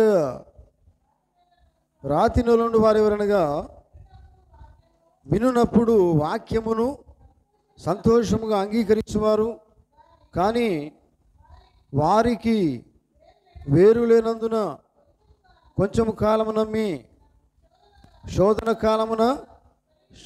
కాలము తొలగిపోతారట. హల్లెలూయా. అర్థమవుతుందా? వారు వాక్యం నమ్ముతారు. ఎక్కడ పడింది విత్తనం? అది రాతి నేల పడింది. యేసుప్రభువు ఉపమానం చెప్తారా లేదా? హల్లెలూయా. త్రోవ ప్రక్కన, తర్వాత రాతి నేల, తర్వాత ముళ్ళ పొద, మంచి నేల. రాతి నేల గురించి ఆయన మాట్లాడుతున్నాడు. చూడండి, రాతి నేల యందు ఉన్నవారు ఎవరంటే వినున్నప్పుడు వాక్యం విన్నప్పుడు ఎట్లా ఉంటారట? వాక్యం విన్నప్పుడు సంతోషంగా అంగీకరిస్తారట వాళ్ళు. అట్లనే మీరు ఉన్నారా? హల్లెలూయా. వాక్యం విన్నప్పుడు సంతోషపడుతున్నారా? అంతే, అయిపోయింది అక్కడికి కాదు. వాక్యం విన్నప్పుడు సంతోషపడతారు. తర్వాత చదవండి, కానీ వారికి వేరు లేనందున కొంచెము కాలము నమ్మి, కొంతకాలం నమ్ముతారు. శోధన సమయం వస్తుంది.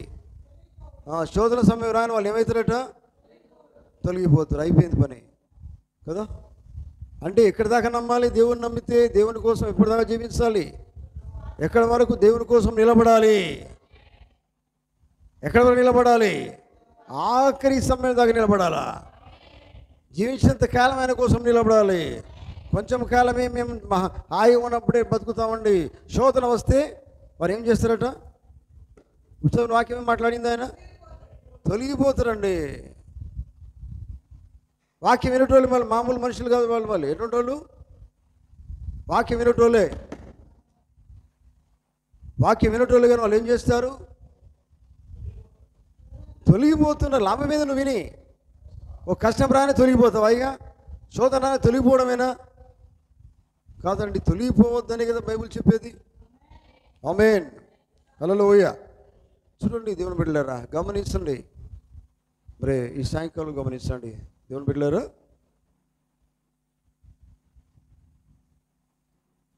నేను ఎరుగుతున్నాను వర్తమానంలో పోతున్నాడు. జాగ్రత్త వినండి, నేను ముగిస్తాను ఇంక 5-10 నిమిషాల్లో. నేను ఎరుగుతున్నాను వర్తమానంలో పోతున్నాడు. చూడండి, శ్రమలు శోధనలు వస్తువుకు దేవుడు ఎందుకు అంగీకరిస్తాడు? తన నియంత్రణలోకి తెచ్చుకొని వినియోగించుకున్న దానికే. అర్థమైంది ఈ మాట? ఎంతమందికి అర్థమైంది? హల్లెలూయా.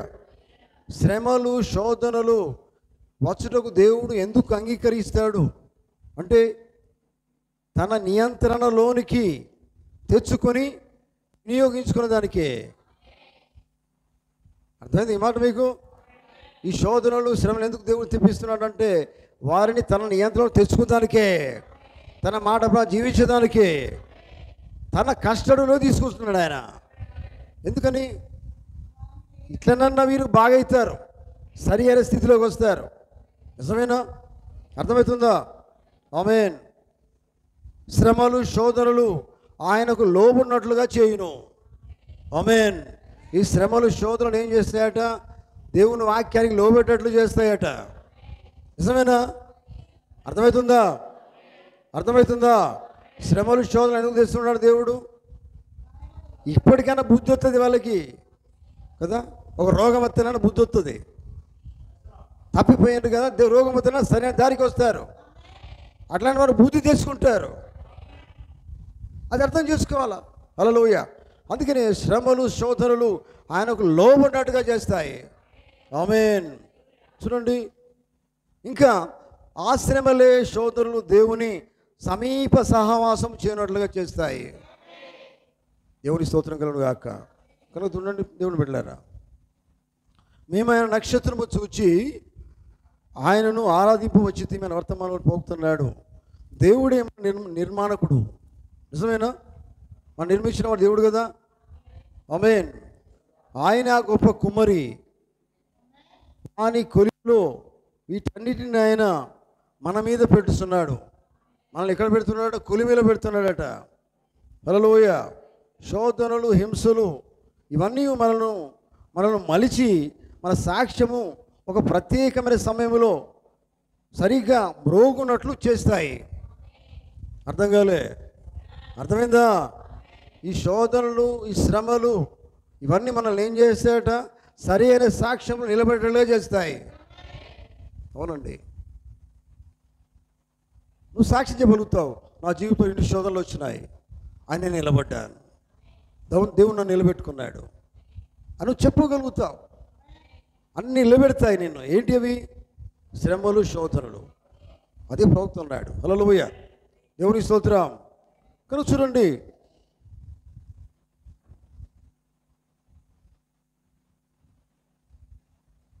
ఒక ప్రత్యేక దినమున ఒక ప్రత్యేక సాక్షిగా ఈ శోధనలు శ్రమని నిలబెడతాయి.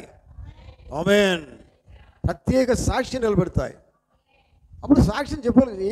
ఏ సాక్ష్యము ఏ కష్టము శ్రమలు లేకుండా నువ్వు ఎలా సాక్ష్యం చెప్పగలుగుతావు? దేవునికి ఒక సాక్ష్యం చెప్పాలంటే ఇది చూడండి, నావి చూడండి పిల్లరా, ఇది చూడండి. ఒక సాక్ష్యం నిలబడాలంటే అందరి మొదట నీ జీవితంలో ఒకప్పుడు జీవితం ఎక్కడ ఉన్నది, ఎలా ఉండే, అక్కడ నువ్వు ఎలా మార్చబడ్డావు, ఇప్పుడు నువ్వు ఎట్లా జీవిస్తున్నావు, ప్రజెంట్ ఎట్లా జీవిస్తున్నావు, దేవుడిని ఎట్లా నడిపిస్తున్నాడు, అప్పుడు నువ్వేమి ఎదుర్కొన్నావు, ఎలా దేవుడు నేను నడిపించగలిగినాడు, ఏమేమి నువ్వు పొందుకున్నావు, ఏమేమి నువ్వు అనుభవించావు, ఇవన్నీ సాక్ష్యం కిందికి వస్తాయి. అవన్నీ నువ్వు చెప్పగలగాలి. సాక్ష్యం ఉంటేనే చెప్పగలుగుతావు. నిజమేనా? అందుకనే నిజమైన సాక్ష్యం నిలబెట్టేది ఏంటంటే ఈ శోధనలు, శ్రమలు. ఆమేన్. మహోన్నత కళాఖండము. ఈ నేను నోట్స్ ఇవి చెప్పి దేనికోసం చెప్తున్నాను తెలుసా? మీరు రాసుకుంటారని. ఇవి నేను కొన్ని తెలుసుకొని రాసుకొని నేను మీతో మాట్లాడుతున్నాను. నేను ఎన్నోసార్లు చెప్పాను నోట్బుక్ తీసుకోమని. నోట్బుక్ తీసుకొని రాసుకోండి, మీకు దొరకవి. వింటున్నారా? హల్లెలూయా. మహోన్నత కళాఖండం అనే వర్తమానంలో పోతున్నాడు చూడండి. శోధనలు వచ్చుట మాత్రమే కాదు, అవన్నీ వచ్చేది మన మేలు కోసమే దేవుడు తీసుకొని వస్తున్నాడు. మనల్ని పరిపూర్ణంగా చేయుట కొరకే శోధనలు, శ్రమలు ఆయన తీసుకొస్తున్నాడు.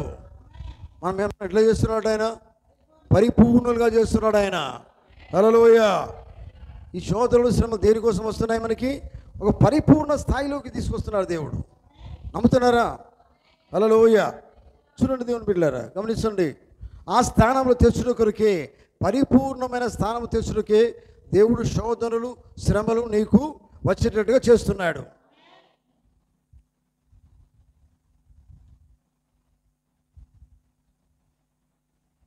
శోధనలు గొప్ప అనుభవ ఎడారులు, గొప్ప అనుభవాన్ని నీకు తీసుకుని వస్తాయి. ఇందు మూలంగానే నువ్వు మలసబడేదానికే దేవుడు శోధనలు తీసుకుని వస్తున్నాడు. మలసబడడం అంటే మరో మాటలు అర్థం ఏంటంటే సరి అయిన రీతిని తీసుకొచ్చేదానికే ఈ శోధన, శ్రమ దేవుడు పెడుతున్నాడు. హల్లెలూయా. దేవుని స్తోత్రం కలుగును గాక. చూడండి, వాక్యము నిమిత్తము నింద అనే వర్తమానంలో పోతున్నాడు. ముందుగా నిర్ణయించబడిన వాడు ఈ సమయాల్లో, ఏ సమయాల్లో? శోధన, శ్రమ సమయాల్లో ఏమాత్రం అబద్ధం ఆడడు. వాక్యము కొరకే నిలబడతాడు.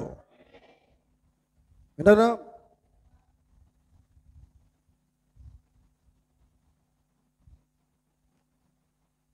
నీవు అనుకుంటావు, నువ్వు నాకు కీడు వచ్చిందని నువ్వు అనుకుంటావు, నాకు కీడు వస్తున్నదని నువ్వు అనుకుంటావు. కానీ కీడు కాదు, శోధన అనూహ్యంగా నిన్ను సంతోషంలోకి తీసుకుని వస్తుంది.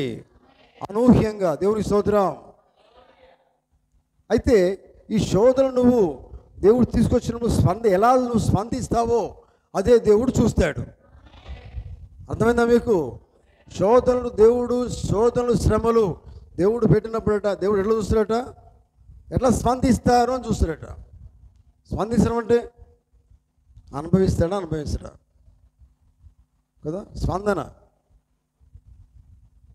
అర్థమైందా మీకు? ఆమేన్. హల్లెలూయా. ఈ మధ్యలో నేను వీడియో పెడుతున్నాను, వాక్యము మెసేజ్ పెడుతున్నాను మనందరికీ. దానికి స్పందన రాదు. కొంతమంది దాన్ని చూడరు, ఇక పనికిరాని చూసుకుంటారు, కానీ దానికి రెస్పాండ్ కారు. ఇక్కడ బుక్లలో నోట్స్ రాసుకోరు, దాన్ని చూడరు, వాక్యాన్ని రెస్పాండ్ కారు. ఏం విన్నారో మనకు తెలియదు. మెసేజ్ పెట్టినా కానీ దానికి వారు రెస్పాండ్ కారు. చూడండి, స్పందన రాదు. ఏదైనా దేనికోసం? మీకోసమే, మన కోసమే. హల్లెలూయా. ఎందుకంటే వాక్యం ఎప్పుడు కూడా మనం ఎలా ఉంటుందంటే వాక్యం శరీర స్థితిలో తీసుకుని వస్తుంది. హల్లెలూయా. దేవునికి స్తోత్రం కలుగును గాక. అందుకని శ్రమలు, శోధనలు దేవుడు ఎందుకు పెడతాడంటే నీ స్పందన ఎలా ఉంటుందో దేవుడు చూరగొడుతున్నాడు. దేవుడు చూస్తాడట. హల్లెలూయా. దేవునికి స్తోత్రం. వింటున్నారా? నేను 2-3 కొటేషన్ చెప్పి నేను ముగిస్తాను. రాసుకోండి, చాలా ఇంపార్టెంట్ క్వశ్చన్స్.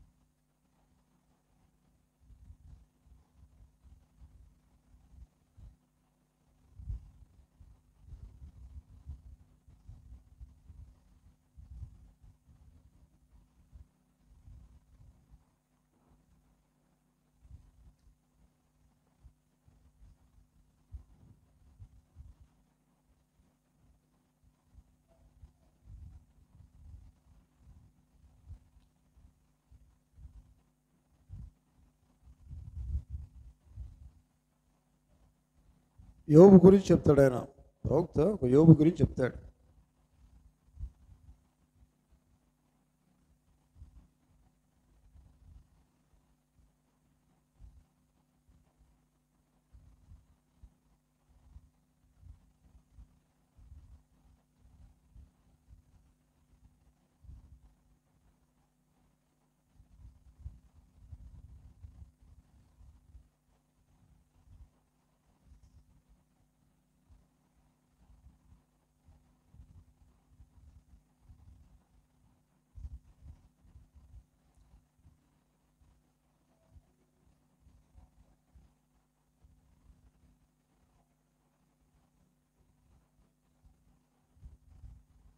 సరే ప్రియులరా, యోబు గురించి ప్రవక్త ఏం చెప్తారంటే, యోబు చూడండి, యోబు జీవితంలో అన్ని శోధనలే. నిజమేనా? హల్లెలూయా. చూడండి, మీరు గమనించండి, శోధన అన్నప్పుడు కూడా దేవుడు చూస్తున్నాడు, ఆ శోధన పెడుతున్నాడు, ఆ సాతానికి అపవాదికి అవకాశం ఇచ్చాడు. నిజమేనా? అవకాశం ఇచ్చినప్పుడు యోబు ఎలా ఉన్నాడండి? యోబుకున్నాయన్నీ కూడా సాతాను గాడు తీసేశాడు. అయినప్పటికీ కూడా ఎలా ఉన్నాడండి? ఆయన లోపల ఆ శోధన ఎదుర్కొంటున్నాడు. అది మనం గ్రహించవలసింది. అది శోధన ఎదుర్కొంటున్నాడు. శోధన గురించి ఆయన పారిపోలేదు కదా, నిలబడ్డాడు. హల్లెలూయా, దేవునికి స్తోత్రం. ఆ శోధన ఎదుర్కొన్నాడు. ఆయన శోధన కోసం నిలబడ్డాడు. అన్నీ పోయినా కానీ చివరికి వరకు కూడా ఆయన శోధన అనుభవిస్తూనే ఉన్నాడు. కానీ శోధన ద్వారా చివరికి ఏం చేస్తున్నాడు ఆయన? అన్నీ పోయినా కానీ చివరికి భార్య దూరమైనా కానీ, తన ఫ్రెండ్స్ దూరమైనా కానీ, సంఘం అయిపోయినా కానీ ఆయన ఎలా ఉన్నాడంటే అదే శోధన అనుభవిస్తూనే ఉన్నాడు. కానీ దేవుని మాత్రం విడిచిపెట్టలేదు. అది మనకు కావాలి. హల్లెలూయా. దేవుని ఎట్టి పరిస్థితుల్లో విడిచిపెట్టలేదు. చూడండి, దేవుని బిడ్డలారా, ఆఖరి నిమిషం వరకు కూడా ఆయన దేవుని విడిచిపెట్టలేదు. శోధన అనుభవిస్తూనే దేవుని ఆయన ఎప్పుడు కూడా విడిచిపెట్టలేదు. ఎటున్నారా? ఆ విశ్వాసం అనేది స్థిరంగానే ఉన్నది. ఏమాత్రం కూడా ఆయన విశ్వాసం తరిగిపోలేదు దేవుని యందు. ఆమేన్. హల్లెలూయా. కనుక దేవుని బిడ్డలారా, గమనించండి, ఈ సాయంకాల సమయంలో గమనించండి. ఎందుకంటే యోబు జీవితంలో దాన్ని మనం గమనించినట్లయితే ఆయనకి ఎన్నో శోధనలు వచ్చినాయి ఆయన జీవితంలో. అయినప్పుడు కూడా దాన్ని సహించాడు ఆయన. అన్నారా? ఇప్పుడు మోషే ఉన్నాడు. మోషే గురించి కూడా చెప్తాడు. మోషే ఒక శోధన. ఎందుకంటే ఫస్ట్ అన్నాడు మోషే, నువ్వు ఐగుప్తు వెళ్ళమంటే నేను వెళ్ళను అన్నాడు. నిజమే కదా? కానీ దేవుని మాటకి వెంటనే ఆయన ఏం చేసినాడు? దేవుడు మాట్లాడినప్పుడు తర్వాత వెళ్తానన్నాడు. ఇప్పుడు మామూలు కాదండి, వెళ్ళడం అంటే మామూలు ఈజీ కాదు. ఐగుప్తు దేశాన్ని వెళ్ళాలి, అవునా కదా? దేవుడు ఆయనతో ఉన్నప్పటికీ కూడా కొన్నిసార్లు శోధన వస్తుంది. హల్లెలూయా. కానీ శోధనను జయించాడు ఆయన. మీకు తెలుసా, ఇజ్రాయేల్ నడిపిస్తున్నప్పుడు వాళ్ళు ఆయన మీద సనుక్కున్నారు. మోషే మీద సనుక్కోలేదా? హల్లెలూయా. సనుక్కున్నప్పుడు కూడా ఆయన కొన్నిసార్లు ఏమంటాడు? బాధపడతాడు, ఏడుస్తాడు. అయినప్పుడు కూడా ఆ శోధను ఆయన ఎదుర్కొన్నాడు ఆయన. నిజమేనా? అందుకనే శోధన అనేది జయించాలా కదా. అందుకనే బైబిల్ చెప్తున్నది, శోధన సహించేవాడు ధన్యుడని. నిజమేనా? కనుక దేవుని బిడ్డలారా, యోబు జీవితంలో ఎన్నో పరీక్షలు ఎదుర్కొన్నాడు ఆయన. ఎన్నో పరీక్షలు ఎదుర్కొంటా, ఎన్నో శోధనలు ఎదుర్కొంటా దేవుని కోసం నిలబడ్డవాడు యోబు. ఆమేన్. అంటే మన సంగతి ఏంది? మీ సంగతి ఏంది? మన సంగతి ఏంటి? ఈ సాయంకాలం గమనించండి, మన జీవితంలో. ఎందుకంటే శ్రమలు అనేటివి దేవుని పిల్లలకే కదా. లోకస్తులను పక్కన పెట్టండి, నిజంగా దేవుని నమ్మినోడికే శోధనలు రావాలా? యేసుప్రభువు అన్నారు ఈ మాట, మనం అనేక శ్రమలు అనుభవించి పరలోక రాజ్యానికి వెళ్ళాలన్నాడు ఆయన. ఒక శ్రమ కాదు, అనేకమైన శ్రమలు అన్నాడు ఆయన. ఆమేన్. నిజమేనా? బైబిల్ ఈ మాట మాట్లాడుతున్నాడు ఆయన. కొన్ని శ్రమలు కాదు, అనేకమైన శ్రమలు అనుభవించాలి. అప్పుడే మనం దేవుని రాజ్యంలోకి వెళ్ళిపోతాం. ఏమీ శ్రమ, ఏమీ శోధన లేకుండా మనం వెళ్ళలేం. ఆమేన్. అందుకని ఈ శోధన ఎందుకోసం వస్తే అని పౌలు చెప్పాడంటే, దేవుడు ఎందుకు రప్పిస్తున్నాడంటే మనం సరిగా ఉండదానికే. కొన్ని కొటేషన్లు మనం విన్నాం. హల్లెలూయా. మనం సరి అయిన దారిలోకి వచ్చేదానికే. నిజమేనా? అందుకని దేవుని బిడ్డలారా, శోధన వచ్చినప్పుడు మనం ఎలా ఉండాలంటే పారిపోవద్దు. వాక్యం విన్నప్పుడే సంతోషం కాదు, శోధన రాగానే తొలగిపోవడం కాదు కదా, తొలగిపోవడం కాదు, దూరం అవడం కాదు. శోధన వచ్చినా ఎదురుస్తూ ముందుకు సాగిపోవాలా.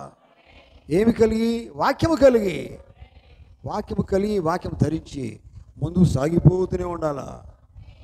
అదే మనం చేయవలసిన పని.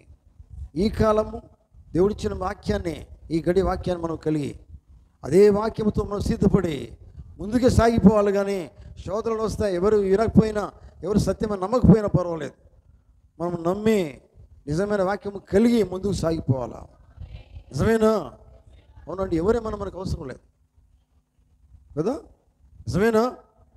ఎందుకంటే దేవుని బిడ్డలారా, శోధనలు అనేటివి మరి ఇవి మనకి ఏం చేస్తాయంటే మేలు చేస్తాయి, సరైన దారిలోకి నడిపిస్తాయి. తప్పిపోయిన దాన్ని తెలుసుకునే దానికే శోధన. ఆమేన్. నిజమేనా? యోబు జీవితంలో చూడండి, తర్వాత యోబును దేవుడు 200గా ఆశీర్వదించాడు. నిజమా కదా? హల్లెలూయా. శోధన ఎదుర్కొన్నాడు, శోధనతో జీవితం జీవించాడు, చివరికి దేవుని నుంచి గొప్ప ఆశీర్వాదం పొందుకున్నాడు. శోధన ఎదుర్కొన్న వారికి ఆశీర్వాదం, పారిపోయినలో కాదు. దేవుని బిడ్డలు శోధన ఎదుర్కోవాలి, దేవుని కోసం నిలబడాలి, దేవుని నుంచి ఆశీర్వాదం పొందుకోవాలా. అదే దేవుని వాక్యం మాట్లాడుతున్నది. దేవుని స్తోత్రం కలుగును గాక. కనుక దేవుని బిడ్డలారా, ముగిస్తున్నాను. మరి ఈ సాయంకాలము మరి శోధనలు దేవుని పిల్లలకు మేలు చేస్తాయని బైబిల్ చెప్తుంది. మన కొటేషన్ అదే. మేలు చేస్తాయా? చేస్తాయి. నువ్వు శోధన ఎదుర్కొంటే దేవుడు శోధన వెనుక ఆయన ఉన్నాడు. శోధనను తట్టుకునేటట్టు శక్తి ఇస్తాడు. తర్వాత దేవుని కోసం నిలబెడతాడు. ఆయన నీ తప్పు నువ్వు తెలుసుకుంటాడుగా చేస్తాడు. అందుకోసమే శోధన పెడుతున్నాడు. అందుకని ఇజ్రాయేలు దేవుని వాక్యం విననప్పుడు మర్చిపోయినప్పుడు వాడిని ఏం చేస్తున్నాడు? ఆయన శోధిస్తున్నాడు, తర్వాత అణిచివేస్తున్నాడు అని బైబిల్లో మనం చదువుకున్నాం, ద్వితీయోపదేశ కాండంలో. నిజమేనా? హల్లెలూయా. ఇవన్నీ దేనికోసము? ఆయన ఆజ్ఞ ప్రకారంగా జీవించేదానికే, యెహోవా సెలవిచ్చిన మాట ప్రకారంగా వారు నడిచేదానికే, జీవించేదానికే. ఆయన ఆహారము, ఆయన వాక్యము వారు తిని జీవించేదానికే. అవునండి. అందుకోసమే ఆయన ఈ శోధనలు తీసుకుని వస్తున్నాడు. కనుక శోధనను మనం జయించి ముందుకు సాగిపోదాం. పారిపోడు కాదు, సాగిపోదాం ముందుకే. దేవుడు తన మాటలు దీవించను గాక. అందరం లేచి నిలబడదాం.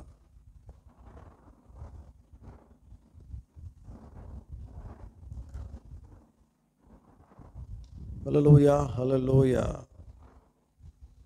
జయించు వారిని కొనిపోవా ప్రభు యేసు వచ్చును. జయించు